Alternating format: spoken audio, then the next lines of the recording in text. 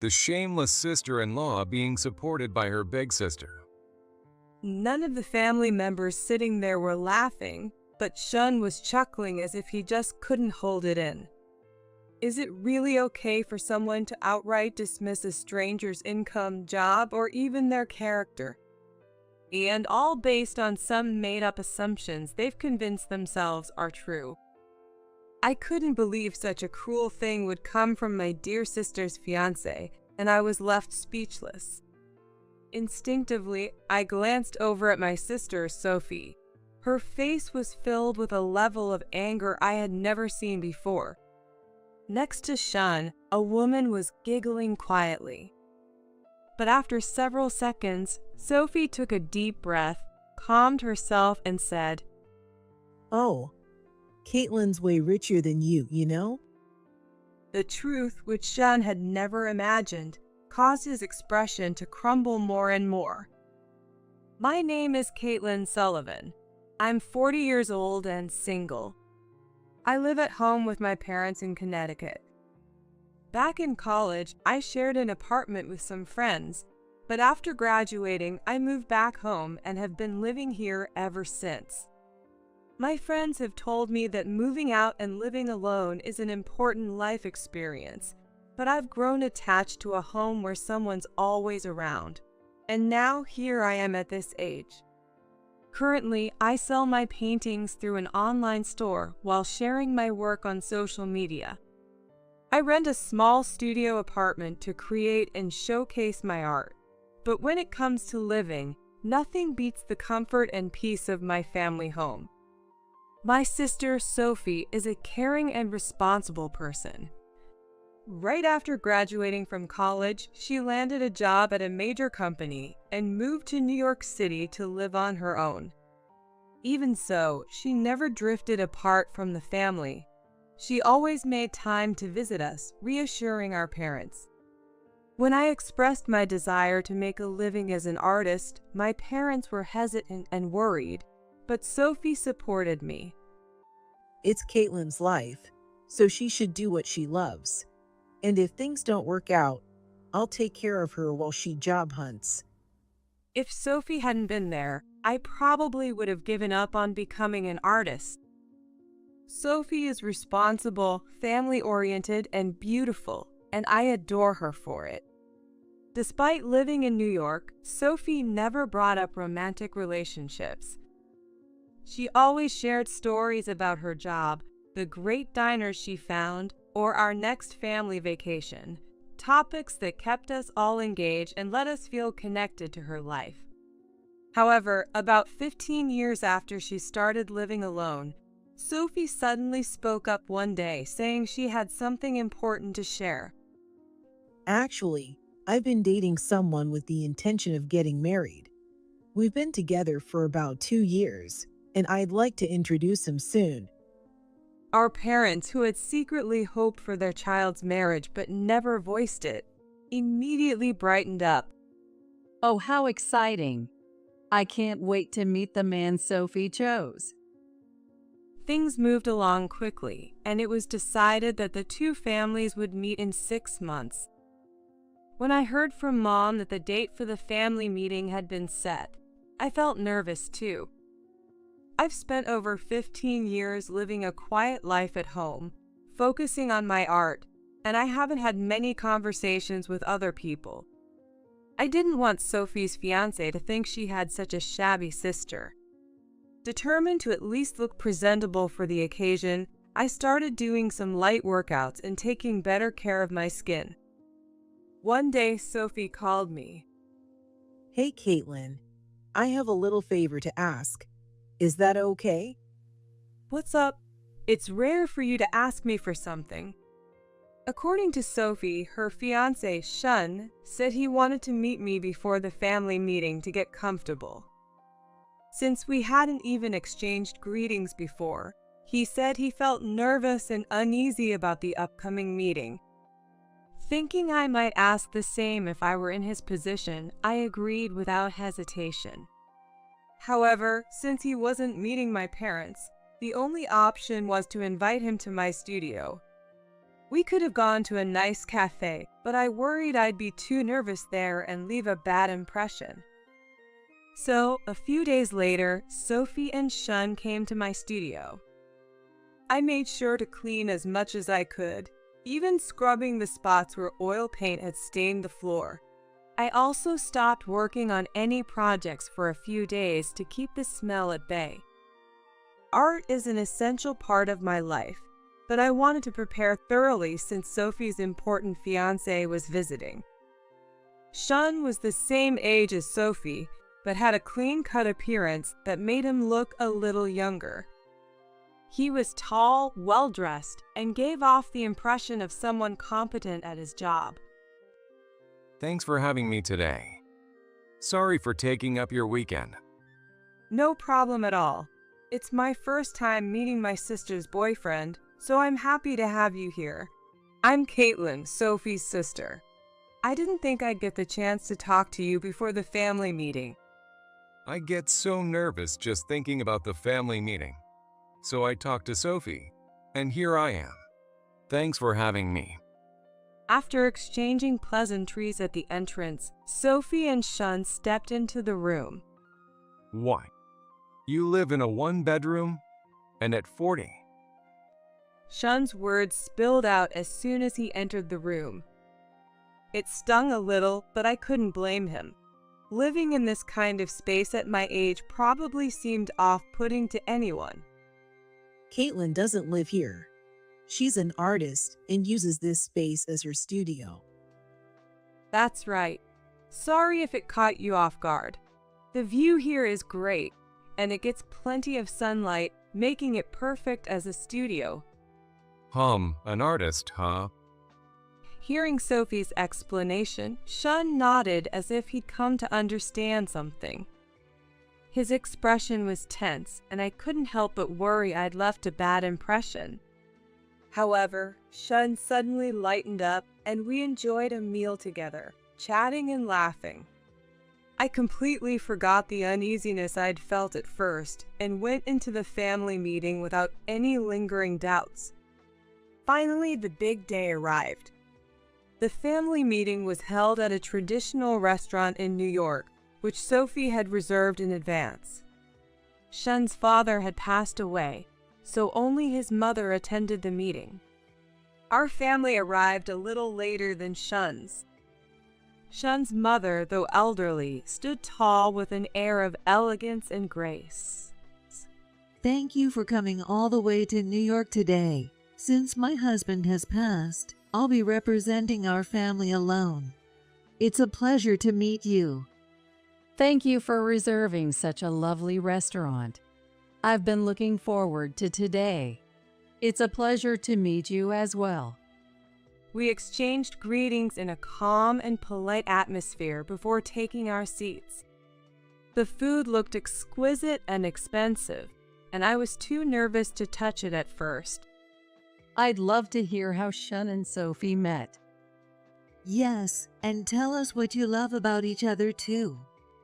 The mothers were excitedly chatting, and the conversation shifted in that direction. We work at the same company. Shun began with a smile. I used to be assigned to a department that often sent me overseas, so I rarely had time for relationships. But when I settled into a position at the headquarters, that's when I met Sophie. Since he mentioned last year that he'd been working abroad, I got curious and decided to ask him about it. I'd heard from our boss that Sophie's hard work had significantly boosted the company's revenue. I couldn't help but take an interest in her dedication. I'd already given up on romance and marriage, but Shun's someone I respect deeply, both as a person and a colleague. That's why I started to care about him. Hearing about such a wonderful romance made me smile warmly. But that peaceful feeling was shattered in an instant. Sophie is such an amazing person, and I think she's the only one I could ever marry. But there's one thing I just can't accept. What? Caitlin, you've spent your life until 40 without holding a proper job. What's the deal with that? Shun's expression suddenly turned sharp as he glared at me, wiping away any trace of the earlier warmth. I was stunned into silence by the hostile atmosphere directed at me. Well, I met Caitlin before the family meeting because I wanted to get to know her, but I had no idea things were this bad. hey, what gives you the right to talk about Caitlin like that? Calm down. She's living in that dingy one-bedroom, and on top of that, you send her about $1,000 every month, don't you? Sophie gasped, her face growing serious before she spoke. How did you know that? Did you snoop through my bank account? Of course I did. I'm going to be your husband, so it's only natural to do a background check. That's just common sense. Shun spoke as though invading Sophie's privacy was entirely justified, suggesting he had full access to her financial details. I couldn't let the misunderstanding linger, so I spoke up. I might not be a regular employee, but I do work. I'm sorry if I gave the wrong impression, but my sister is an incredible person. But my words didn't seem to reach Shun. Shut up. You're so shameless, having to be supported by your big sister. He suddenly looked down on me with a condescending glare, and I involuntarily gasped. Shun, that's enough. You didn't say anything like this when we visited Caitlin's studio. I wasn't sure if she was really just a lazy bum then. I'm trying to wake her up. You should cut ties with a sister like that. You called her important, but she's just a leech, isn't she? Mom was beside herself, on the verge of tears. Dad, shaking with anger, turned bright red. I could do nothing but bow my head, unable to find the words to respond. As the tense atmosphere froze the room, the sliding door suddenly opened and a young woman walked in. Oh, there you are, Ashley. Wait a minute. Who is this? Shun, you had me so worried, not calling me at all. The woman named Ashley, who suddenly appeared, jumped into Shun's arms as soon as she entered the room. Everyone present couldn't grasp the situation unfolding before them, while Shun spoke with a triumphant expression. Sorry, Sophie, but I've decided to marry Ashley after all. I thought you had a decent amount of savings, but What are you talking about? aren't you ashamed of supporting a sister like that? I prefer younger women after all. Unlike you, Ashley stops doing anything I tell her to. Ashley, standing next to Shun, looked down at us with an air of superiority and smiled. Of course, I cut ties with my parents who opposed our marriage, just like Shun told me to, and I'm working hard to save money so I can marry him. So that's the deal. We're leaving now. I had Ashley wait so I could make a decision at this family meeting. If you're going to keep defending your sister like that, Sophie, I don't need you anymore. Feeling satisfied after saying what he wanted, Shun stood up to leave the venue. Wait a minute, please. Thinking things couldn't end like this, I tried to stop Shun and Ashley. Is it right for someone I've just met to say things that deny my income, my work, and even my character? And all based on assumptions they've made up themselves and believe to be true. I never thought I'd hear such terrible things from my dear sister's fiance, and I was left speechless. Involuntarily, I glanced over at Sophie and saw a face filled with anger I'd never seen before. Next to Shun, Ashley was giggling quietly. After several seconds, Sophie took a deep breath and said, Caitlin is way richer than you know? Hearing Sophie's words, Shun couldn't help but burst into laughter, holding his stomach. Come on, give me a break. There's no way such a lie would work just because you still want to marry me.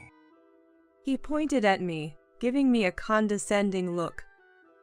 His gaze was so hurtful that, Even though he was saying things that weren't true, I couldn't help but feel as if I were at fault.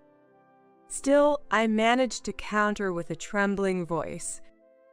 I don't know about income levels, but there's just a misunderstanding about my profession. I'm an artist. Probably an artist who can't sell any work, right? There are tons of so-called artists like that in this world. And that shabby room I visited before proves it. It's true that my studio might be shabby, but... Then tell me your name. If you're a famous artist, I'd recognize it, right? Shun raised his voice, cutting me off as if determined to label me as a jobless so-called artist. I'm not an artist who shows my face or works under my real name. I work as an artist in an environment where I can publish my works anonymously, mainly through social media. If I reveal my pen name here, all the effort I've put into maintaining anonymity would be meaningless. However, I'd feel terrible if Sophie couldn't get married because of me. I don't show my face, so I didn't really want to say, but I go by the name Scarlet Mantis. I felt the atmosphere in the room freeze for a moment. I felt a bit embarrassed to say it myself, but Scarlet Mantis is an artist with over 10 million followers on social media. Not only do I receive commissions from within the US, but also from abroad, and famous influencers and artists have my paintings displayed in their rooms. Fans desire my very first piece of work, but I gave it to Sophie, who was my first supporter. Sophie still has that painting carefully framed and displayed in her room, and I visit to see it regularly. Come on, that's a bad joke. Scarlet Mantis is a world-famous artist. Wondering how to make him believe me, I quickly took out my sketchbook. The notebook contained notes and sketches of my previous works. No way. So the first artwork by Scarlet Mantis displayed in Sophie's room is really... Yes, I bought it because I was Caitlin's very first fan. Sophie smiled, looking a bit proud. I told her I didn't want any money, but since I live at home and help take care of Mom and Dad, Sophie insisted on paying me something every month. Caitlin was too modest to accept money directly, so I sent her money each month under the pretense of paying to admire her artwork every day. You've got to be kidding. If that's true, this changes everything. Shun's expression shifted. Wait, Shun. Are you seriously going to believe what this woman is saying? She's obviously making this up because she's desperate to impress you, knowing you're next in line to be CO. No, I'm actually a fan of Scarlet Mantis myself. I would have recognized the first artwork if I'd seen it. I just assumed it was a replica or something. Shun suddenly began to panic. The confidence he had earlier was nowhere to be seen. Noticing Shun's slightly pale face, Sophie asked him, Shun, are you seriously planning to marry this girl, Ashley? You seem to have shared quite a lot with her, even telling her about your candidacy for CO. I hadn't known Shun was a candidate to become CO. The idea of Sophie losing such a promising partner made me a little worried. Wait a second, let me think about this. It's true that I'm up for CO, okay? Maybe I said a few things to Caitlin that were over the line. But I was just worried about possibly ending up with a family member who seemed like, well, a freeloader. Now recognizing me as Scarlet Mantis, Shun's attitude did a complete 180. He seemed eager to move forward with plans to marry Sophie. His selfishness was beyond belief. Then how do you explain openly admitting to cheating? Sophie asked, smiling as if something had snapped inside her. Well. The room fell silent for a moment, everyone caught off guard by Sophie's response. Then she turned to face Ashley directly, her expression serious. Ashley, I have great news for you. I won't be marrying Shun, so you're free to go ahead and marry him yourself. Wow, coming from such a smug old lady, that's harsh. But whatever, that was my plan from the start. Ashley wore a victorious grin, but Sophie's next words were utterly shocking. But you know, Shun will never become CEO. I don't know what kind of stories he's told you, but I doubt much of it is true. Excuse me? What makes you think you know anything? Aren't you just a regular employee at his company? Stop being so pathetic, old lady. Ashley laughed mockingly, convinced Sophie was making things up. Sigh. The one who doesn't understand anything is you. A man who betrays his fiancée by bringing another woman to a family meeting? It wouldn't be surprising if he ends up betraying you too. Turning to look at Shun, I saw that he was now utterly speechless. Sophie's words didn't seem to be off the mark, judging by his reaction.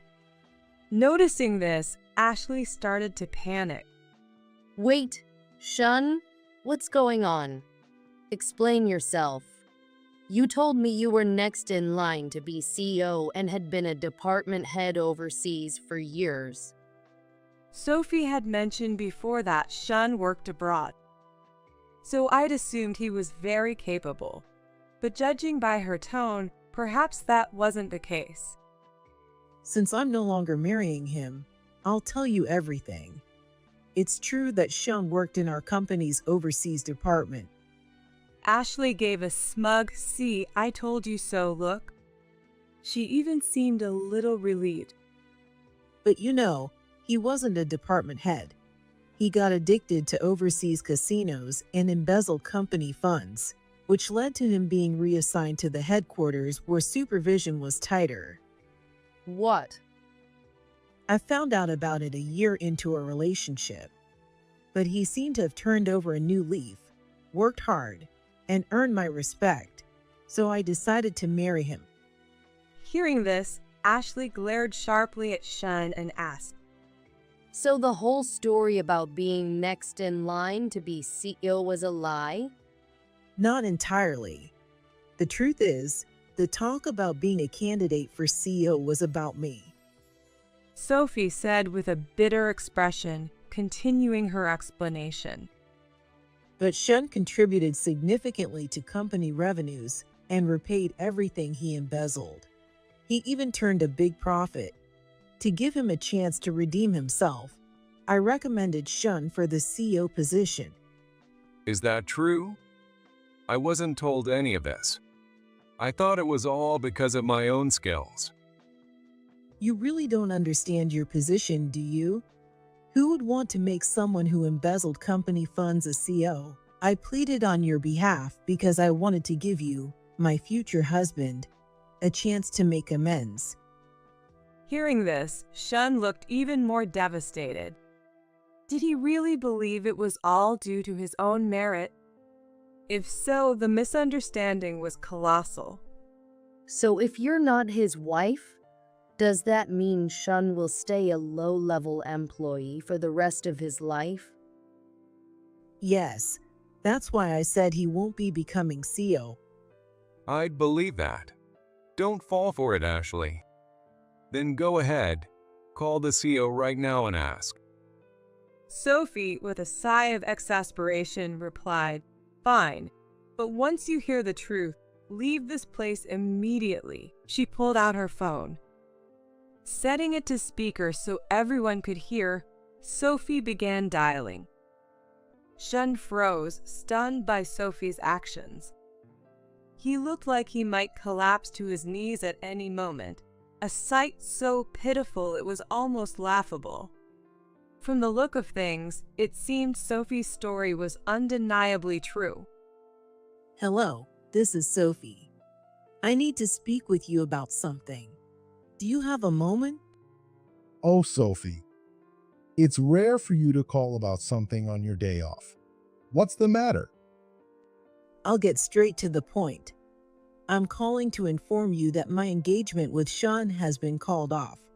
I deeply apologize for all the trouble this has caused. Sophie bowed her head, even though it was over the phone. Shun, I refrained from saying anything because he was your choice, but I think this was the right decision. The CEO let out an audible sigh, even over the phone. Since he had once embezzled company funds, I had a background check conducted when he became a candidate for CEO. It turns out he's been involved with several other women. We just found out about this a short while ago. Apparently, Shun's actions were fully known to the company. So you conducted a background check. Multiple women, you say. One of those relationships came to light, which is why the engagement was called off. As someone who could have been entrusted with the company, I needed to confirm whether he had truly changed. Sophie, your contributions to the company are undeniable, and it's true that we considered you as a candidate for the CEO position. The CEO's appreciation for Sophie was evident. Despite everything you've done for him, Sean repaid you with such behavior. If you choose to take legal action, let me know. We have evidence ready to support you. The CEO's voice was gentle, conveying his desire to help Sophie however he could. Thank you. I believe legal action will be necessary, so when the time comes, I would appreciate it if you could provide the evidence uncovered during your investigation. Of course. It goes without saying. And Shun will be dismissed from the company. Sophie, as I've mentioned before, we want you to stay with us as a candidate for CEO. The company stands by you during this difficult time. Thank you. I'll do my best. I'll see you at work. After Sophie ended the call, Shun and Ashley stood frozen in place, speechless. Their faces showed the realization that they had lost everything. What do you mean by multiple women? I only dated you because you said you were going to be the next CEO. Were you feeding the same line to all those other girls? Ashley, wait. It's not like that. The CEO has a habit of exaggerating things, so that's why. Excuse me? What am I supposed to believe about you now? You're just a middle-aged man who can't even handle a proper job or marriage. What use does anyone have for someone like you? What? After all the shopping I did for you, how can you say that? I had money because I was successful at my job. You'd better pay me back every cent I spent on you. Whenever things don't go his way, Shun instantly loses his temper and starts shouting. It was unbelievable to see a man in his 40s demanding money back from a woman in her 20s. And Ashley was right. Shun couldn't even make one of his partners happy, and even after being given a second chance by the company he betrayed, he ended up betraying them again in a different way. The truth was, Ashley had never cared about Shun as a person. She was only with him because he entertained her with his money.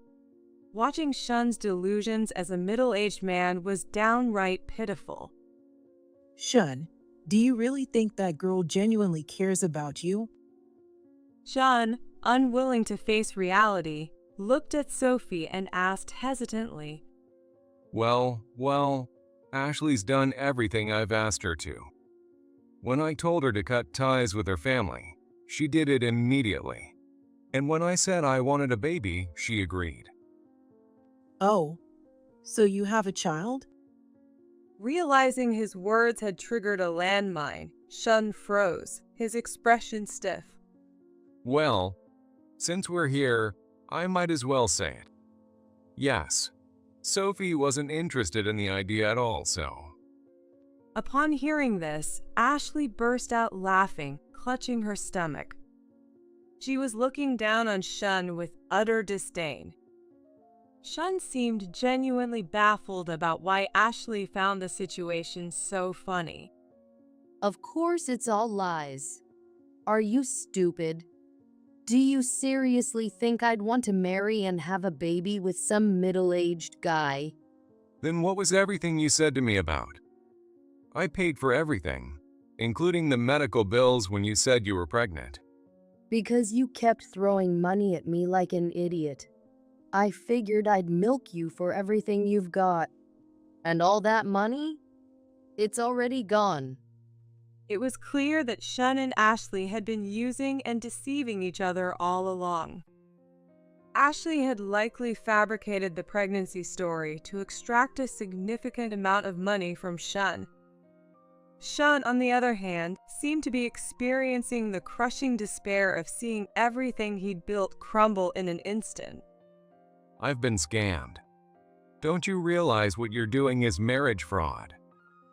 Ashley rolled her eyes and replied, Maybe so, but if you're not going to be the next CEO, I don't need to see you again. You're useless to me now. I'm leaving. Ashley, wait. I still have what it takes to be CEO. Seeing Shun crawling on the floor, desperately calling after Ashley, was a sight too pathetic to bear. You've lost everything now. The family that could have made you happy, your status, and your job, all gone because you didn't value them. Both Shun and Ashley seemed like people who had completely forgotten what it meant to be decent human beings. Ashley slapped Shun across the face, glared at everyone in the room, and walked out. After Ashley left, Shun approached Sophie and dropped to his knees, bowing deeply. Please listen to me, Sophie. I've been wrong this whole time. I just never had a proper relationship before. So I wanted to gain experience with different people before settling down. Both Sophie and I shuddered at such an absurd statement. Shun seemed determined to justify his cheating no matter what. They say having feelings for multiple people helps keep your heart balanced.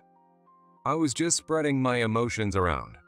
Honestly, you should be grateful I managed it so well.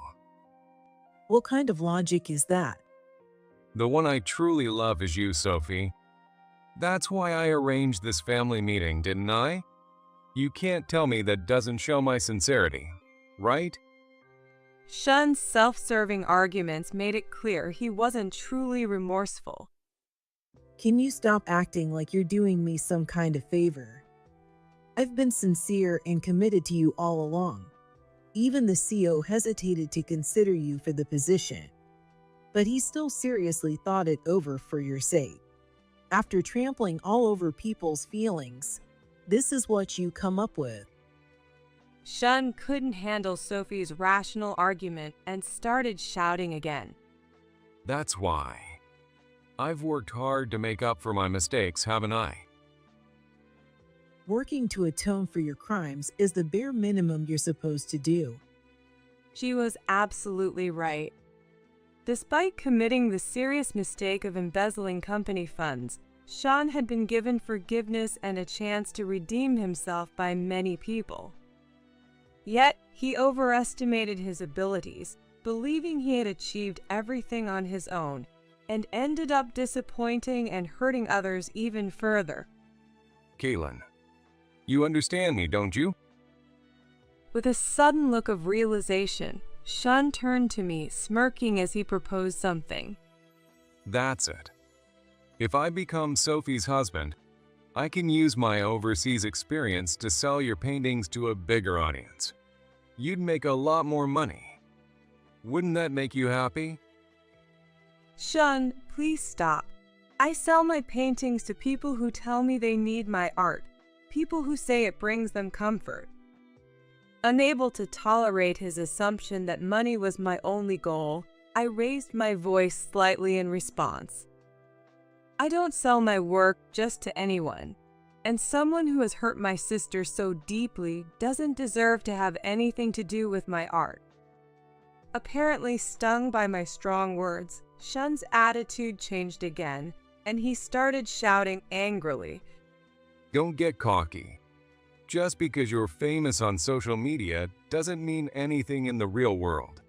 You're just a social misfit who can't even get married. That's enough. Shun's mother, who had been silent until now, shouted angrily at him. Later, I learned from her that she had briefly fainted earlier when the topics of Shun's embezzlement and infidelity came up, overwhelmed by the shock. I've raised you as a single parent, doing everything I could to avoid shame. All I ever wanted was for you to be happy. And now, after finally hearing about a potential marriage, this is what you give me. Enough already. Mom, Shun stammered, visibly panicked. As of today, I'm cutting ties with you. The fact that you followed the same path as your father. I can hardly believe it, but this is reality. Take responsibility and atone for your actions. Wait, Mom. Don't leave me alone. You can't cut ties with me.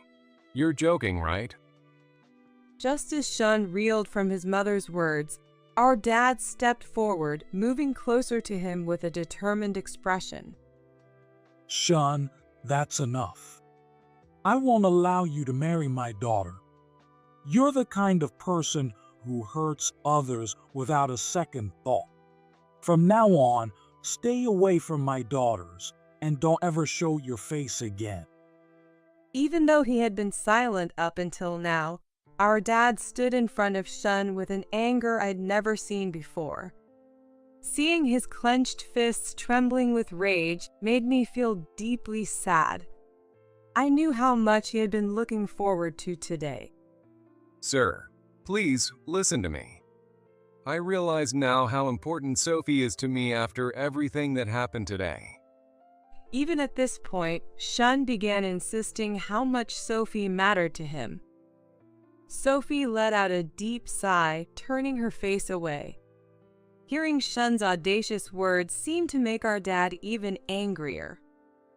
No matter what excuses you make, it's meaningless, and you have no right to call me your father-in-law.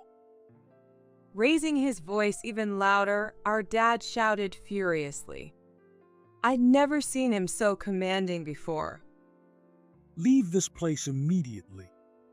If you don't, I'm afraid I might lose my temper and hit you. My dad was furious as he had never been before because of the disrespect of his two daughters. It was also the first time I'd heard him shout like that. Seeing our dad like this, Shun started trembling and even began to cry. Unable to believe things weren't going his way, he acted as if he were the victim. It was pitiful to see him offering excuse after excuse, knowing full well that nothing he said could change anything now. Shun's mother sincerely apologized to us, made Shun apologize as well, and the gathering ended on that note. The stormy series of events left us standing in silence for a while. This disastrous family meeting was something you wouldn't even come across in a novel. Sophie and Shun broke off their engagement, and Sophie filed a claim for damages against him. Thanks to the background check conducted by the CO, contact information for several women Shun had deceived was obtained. The women, upon learning of each other's situations, shared information about Shun and collectively decided to file claims for damages against him. I made an agreement with Ashley to pretend she hadn't heard me reveal my pen name at the meeting. It was also revealed that Shun had been addicted to casinos in the past and, after returning to the USA, had continued indulging in various forms of gambling, including slot machines, horse racing, and boat racing. This had left him drowning in debt. Despite calling me a freeloader, he himself was buried in debt. Shun had targeted wealthy women or those in corporate positions, using lies to make them pay off the debts he incurred from gambling. His total debt exceeded $1 million, and he manipulated women into believing he would marry them, even making them cut ties with their families who opposed their relationships. women who severed family ties, lost their homes, and had nowhere to return to. Later, Shun's mother revealed that Shun's father had also been mired in gambling debt, had numerous relationships with women to extract money, and divorced shortly after Shun was born. The claim that his father had passed away was a lie he told before marriage, fearing that the truth would ruin his chances of marrying into a respectable family. Now, burdened with his debts and multiple claims for damages, Shun was fired from his job. He was also being prosecuted for embezzling company funds to fuel his gambling addiction. The damages from his fraudulent actions weren't likely to end with monetary compensation alone. Eventually, Shun was charged with embezzlement and sentenced to prison.